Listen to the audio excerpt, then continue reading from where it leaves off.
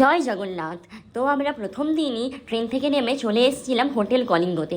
আমরা কোনো রকম আগের থেকে হোটেল বুক করে যাইনি, তাই প্রচুর খুঁজতে হয়েছিল। আর টোটো দাদা আমাদেরকে একটু ঠকিয়েও দিয়েছিল, মানে মেন পুরীতে আমরা না থেকে আমরা অনেকটা বাইরের দিকে থেকে গেছি। এই হোটেলটা অনেকটা বাইরে। এবার আমরা এখানে সবাই এসেছি, আমি যদিও আগে এসেছি, কিন্তু সেটা আমার ঘরের লোকের সাথে। নিজেকে কোনো রকম আমরা কোথায় যাচ্ছি, কোথায় বল? জয় জগন্নাথ।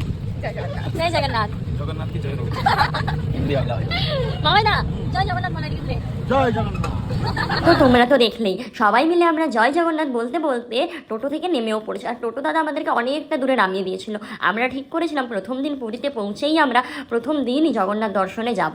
আর আমরা এসেছিলাম ওই 7:30 8টার দিকে, কারণ আমরা জানতাম না যে মন্দিরটা রাত 12টা অবধি খোলা থাকে। এটা একদিকে ভালো যে আমরা যারা অনেক দূর থেকে দর্শনার্থীরা যাই, আমরা যতটা দেরি হোক না কেন, আমরা গিয়ে অন্তত দর্শনটা তো করতে পারবো। তো এই যে ফাইনালি আমরা আমাদের পুরী মন্দির দেখতে পেয়ে গেছি।